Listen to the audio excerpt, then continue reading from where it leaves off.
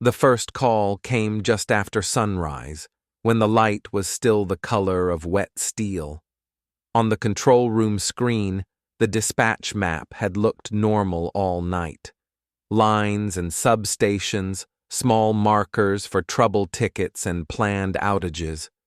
Then, in one quiet corner of the district with a grid cut across open valley and low forest, a new alarm blinked. Wildlife interference. Most of the time, that meant another squirrel. On the ridge above that valley, a single transmission line ran between two tall steel towers. The wires hung high, humming softly when the air was damp. Below them, the land dropped into a mix of rocky meadow, scrub, and scattered pines. Not much lived up there except hawks, snakes, and the occasional human with a camera. The camera was the reason the call had come in so early. A retired teacher had gotten into the habit of walking the ridge at dawn with a thermos of coffee and a binocular harness. She liked watching the way the valley woke up. On clear days, she could see the river, the highway, and the tiny points of light from houses in the town below. On cloudy days, she settled for silhouettes of birds. That morning, the sky was clear enough. She'd seen the eagle right away. It sat on the middle phase of the transmission line like a knot in the wire. Big, dark body. Broad wings held tight to its sides. White head turned slightly into the rising light. It looked wrong and right at the same time. Eagles perched on trees, on rocks, on dead snags. They did not usually choose bare, high-tension wires for a rest. She watched through her binoculars and felt the quiet go uneasy. The eagle did not move. Its talons gripped the conductor. Its feathers ruffled once in a small gust. The head remained fixed. The wings stayed pressed in, as if glued. The bird's body seemed to vibrate with the faint trembling of the line itself. She had seen enough news stories about birds and power lines to know that sometimes they did not survive the meeting. But this one was upright. The eyes were open. It was not hanging. It was not burned. Still, something about the set of its body felt wrong, like a living thing pinned in place. She hesitated only a minute before calling the number printed on the small metal tag at the base of the tower. The lineman sent to check it did not rush. On the dispatch board, there were more urgent things. A blown cutout near a school. A reported partial outage on an old street where half the poles needed replacing. A transformer running hot in a light industrial area. An eagle on a line did not fit in the usual urgency scale, but the wildlife code flagged a secondary concern. That particular span of line ran over a region on the fire risk overlay map that had changed color in recent years. Where once it had been a cool green, now it glowed a dull orange. Dry fuels, high winds in some seasons. One bad arc could become a story no one wanted. By mid-morning, a white utility truck had taken the steep access road up the ridge, gears grinding on the last sharp turn. The cab smelled of coffee, dust, and the faint electrical tang that clung to people who spent their days around energy they couldn't see. The two linemen knew the route by memory. They had come up here after ice storms to knock frozen weight off the lines. They had come in the heat to check insulators and hardware that had survived past what the catalog said was reasonable. They had walked the span from tower to tower more often than some people walked their own neighborhoods. They had not seen an eagle sit on the wire before. From the truck, parked near the base of the nearest tower, the bird looked even larger than it had through the teacher's binoculars. The white head glowed against the blue. The body sloped downward slightly from the point where the talons met the metal. The wings were too tight. The feet did not shift. It was not perched. It was clamped.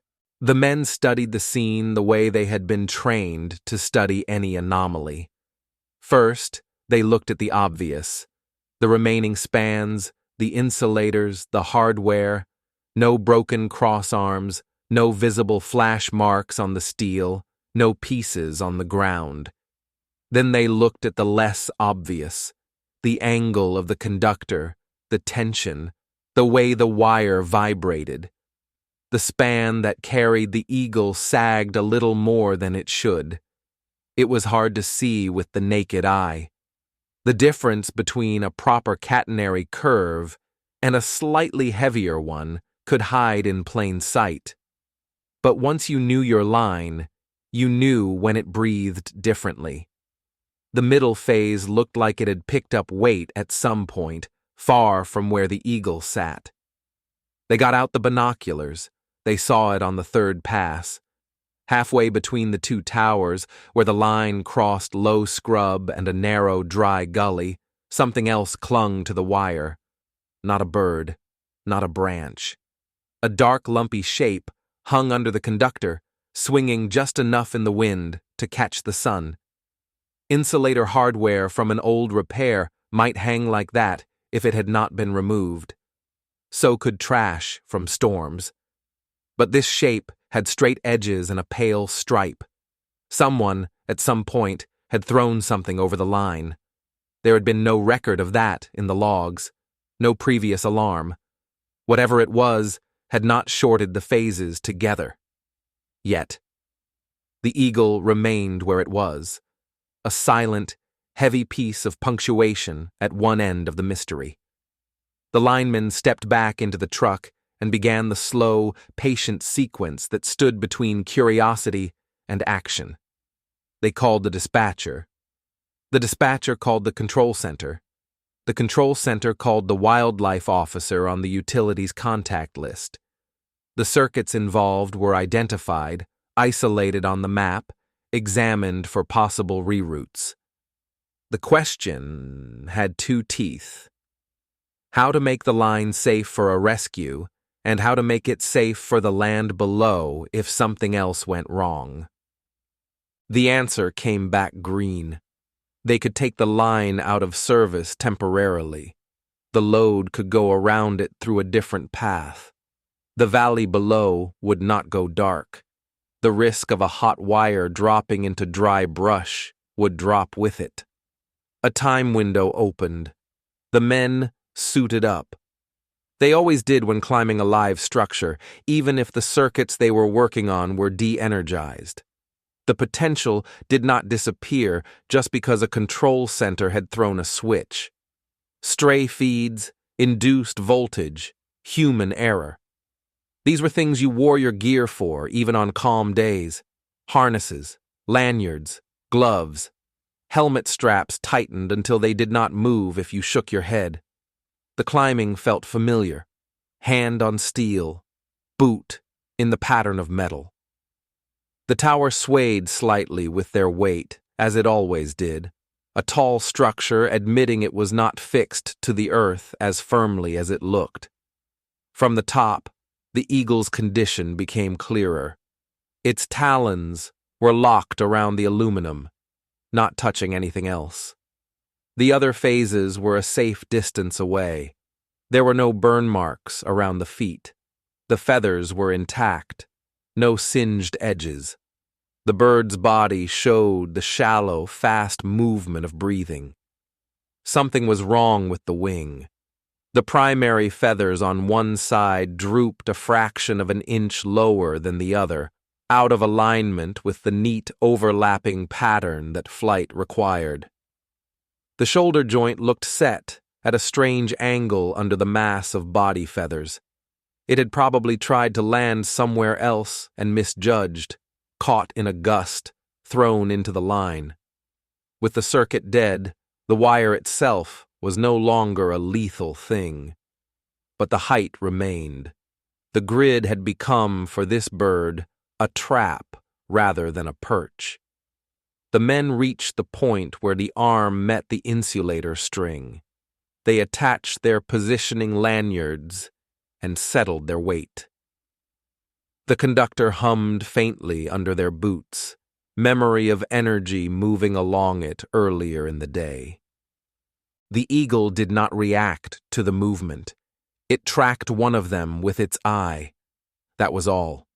No flaring of wings, no struggle. Just a slight tightening at the corner of the lid, a brightness in the stare. They had handled grounded birds before with the help of wildlife specialists. Raptors didn't like being touched. They didn't like being netted. They didn't like being lifted from where they had chosen to be, even if that place was killing them. This one didn't fight when gently wrapped in a thick, dark cloth. They eased its clawed feet away from the conductor. There was a moment of resistance, not muscular, but mechanical, like fingers that had cramped around a handle. Then, with slow care, the toes opened. One of the linemen supported the body while the other checked the line where the talons had been. No sign of heat, no oxide marks, no melted metal. The bird had not been the original cause of the trouble.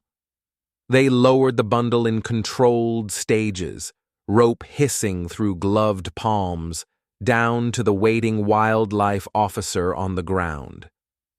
The officer's hands were firm and practiced, moving across bone and feather with the knowledge of someone who had seen too many broken things.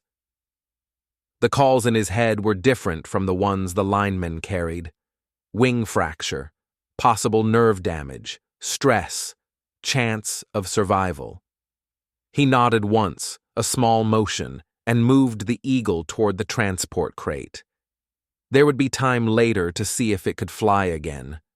For the moment, the main concern was that it was no longer a piece of weight on the wire. The men on the tower turned their attention to the hanging shape between the spans. They moved along the arm, clipped in, stepped across insulators, and worked out onto the bare steel that supported the conductor itself. From that vantage, the land below opened like a map. The valley held its usual contents: a narrow river, a belt of trees, a few rural houses set back from the danger zone. No obvious fire scars this season. No smoke. The object dangling from the line looked closer. It was a duffel bag. Old, dark fabric, sun-faded in places. One strap had hooked over the conductor. The body of the bag hung down, heavy enough to pull the line an inch lower than it wanted to hang. The wind was trying to do the rest. Every gust made the bag swing. Every swing made the strap bite a little more deeply into the outer strands of the wire. It should not have been there. They checked again with binoculars from their position. No movement in the bag, no sound, no obvious wires. It could have been empty. It could have been full of rocks. It could have been anything people did not want to carry anymore and had decided to launch into the air from some vantage point with bad judgment and good aim. It could also have been what it actually was. They took their time. There was a way to approach safely. They set a temporary bond and used an insulated pole to lift a second rope around the far side of the bag so that they could control its swing. They cut away the strap in stages rather than all at once. They were careful to make sure nothing fell. When they had the bag in their hands on the tower arm, they set it down between them and stared at it for a moment. The exterior told them more than they wanted. It was not new. It had seen years of use. There were trails of dust on it that did not belong to this valley. stickers from places further north and west. Someone's life had moved around in it for a while before everything in it had become a problem no one wanted. The zipper was halfway open already. Inside, under a layer of fabric that had once been a shirt, were the small glass cylinders of vials and the round plastic mouths of pill bottles. Some were broken. Powder had spilled. A faint chemical smell leaked out, sharp and wrong against the clean, high air. This was not a forgotten toolkit. It was a discarded pharmacy, improvised and illegal. The linemen did not need to name the substances to understand the risk. Glass and plastic hitting the ground would not start a fire by themselves, but the bag had not been thrown near any usual path. It had landed on the line. The strain on the conductor's outer strands, combined with years of sun and weather, could have turned into a hot spot, a spot of weakness, a place where, under the right load and in the wrong wind, metal would fail, if the bag had swung longer, if another storm had come through. If the eagle had landed on the same span at the wrong moment, or a hawk, or any other weight. A break at that point could have dropped live wire into the dry brush in the bowl below, out of easy reach, in a place where a fire could choose its own direction. They secured the bag with a tag line and lowered it down as they had lowered the eagle. On the ground, the wildlife officer stepped away from it. This was not his domain. The radio call for this part of the problem went to a different office: public safety, law enforcement, environmental hazard. The duffel would make its way through another investigation. The origin of the contraband inside it would become someone else's job. On the tower, the men continued their inspection. Whoever had thrown the bag had not climbed a tower to do it. The angle did not match. More likely, they had parked on a service road that cut closer to the gully on the far side, climbed a rock, and used anger or fear as fuel to launch their problem into the air. The span between towers had caught it like a careless hand. The conductor itself, under the strap, bore a raw, shiny scar. Not deep yet. A few strands had taken more of the load than they should have. The ones under the strap had been compressed and rubbed. It was enough for a decision. They marked the location, called for clearance, and made the preparations to install a repair sleeve. The work would take more time than a simple inspection, but less time than rebuilding a tower if something failed in a storm. As they worked, the day moved along around them. The sun moved higher, then began to slide. The valley below warmed and cooled in cycles. A hawk circled at a respectable distance from the lines, riding a thermal. Cars traced thin silver lines along the river road, oblivious to the quiet activity on the ridge above. The eagle left too, for a while. The wildlife officer didn't take it far. The rehabilitation center was close enough that the drive took less than an hour. There, under lights and hands used to this kind of work, the bird's wing was x-rayed. The fracture was clean. Not a shattered mess, not a joint torn beyond repair, but one sharp line through bone where impact had traveled through feather and muscle and hit something that could break. It had done its damage when the bird misjudged a thermal or a gust and struck the line. The same event that had sent the duffel swinging harder had sent the eagle off course. The animal had probably tried to grab the conductor for balance and found itself locked by pain and panic. The team at the center stabilized the wing, set it, and gave the bird an injection that dulled the sharpest edges of its distress. It did not struggle more than it had to. At some level, its body understood that it could not do what it usually did. For some days, the eagle lived in a space that was not truly wild and not truly tame. It shared a row of enclosures with other birds that had met the human world in hard ways. An owl that had hit a truck windshield at night. A hawk that had tried to take a rabbit from the edge of a road and found a fast bumper instead. A kestrel that had been caught in twine from a garbage dump. Feathers healed at the pace dictated by biology and care. Bones knitted. Muscles remembered themselves. The people at the center tracked the progress in charts and photographs. The linemen on the ridge thought about it in passing on their way to other jobs. The teacher with the binoculars walked the path again and again, always glancing up at the span where the white head had once sat, now empty and humming faintly, restored. In the weeks that followed, small notices moved through internal channels at the utility. The investigation into the duffel bag's contents revealed a type of chemical that could, in the right circumstances, corrode seals and invite more trouble into the gully below if it had broken and spilled into the soil. Cleanup crews did what they could at the landing site of its flight. Reports were filed. Risk assessments were updated.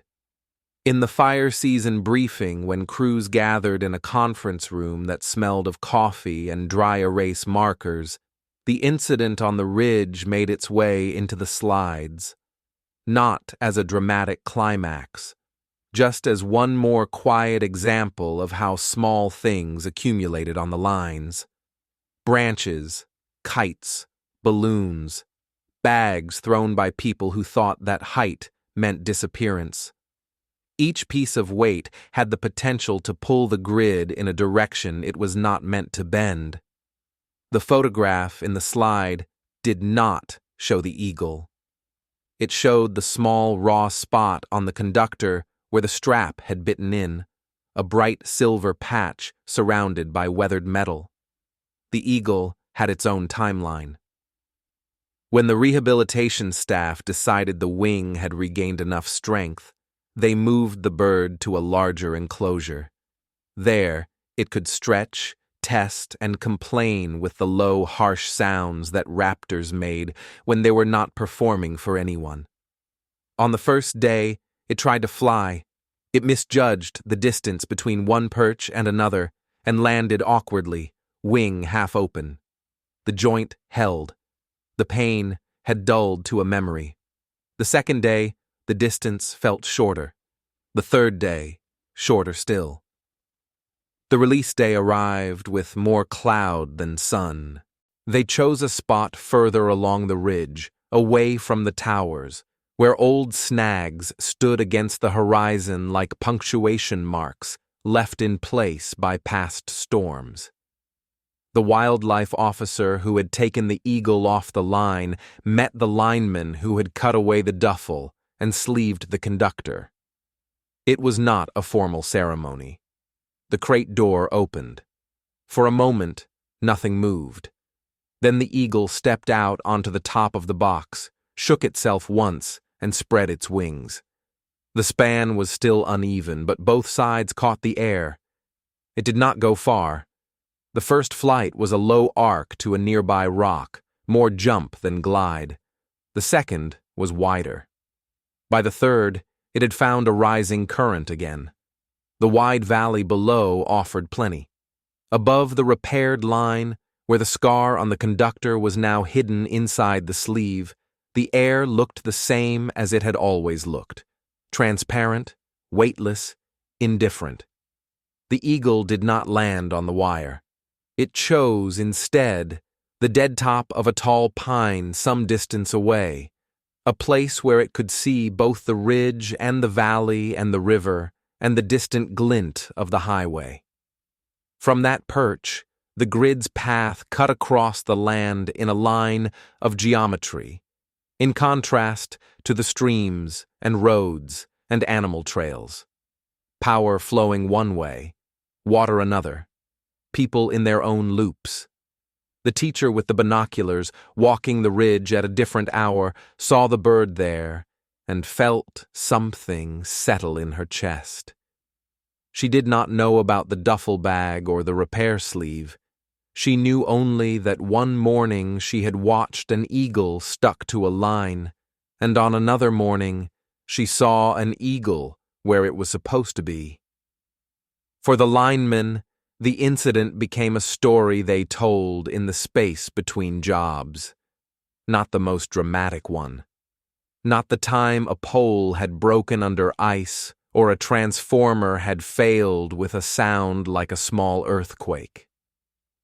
Just a story about a call that started with a note on a map, an eagle that would not leave a power line, and the way a routine inspection had led them to more than a broken wing. There was a quiet satisfaction in knowing that the trouble they had found and fixed was the kind that did not make headlines. No wildfire photos, no evacuation orders, no videos of smoke columns, just a scar hidden inside metal and a bird back in the air. On the ridge, the towers continued to do their work. They stood against wind, carried weight, vibrated under passing storms. The conductors they held hummed with energy most people only thought about when it failed. They were, to most eyes, part of the landscape and not part of anyone's daily story. But for a small number of people, and for one eagle that had once clung to metal with locked talons and a body full of pain, that span of line would always carry a little more meaning than the others. It had been, for a short time, the place where the grid and the wild world had touched more deeply than usual, each revealing a fault line in the other. The bird had shown the men where something heavier than feathers pulled on their work. The men had shown the bird a way back into the sky. The rest of the valley turned its lights on that night without knowing why they were still able to do it so easily. The power flowed. The river ran. The ridge grew dark. Somewhere in the high air, under a sky that could hold both steel and wings, the eagle flew.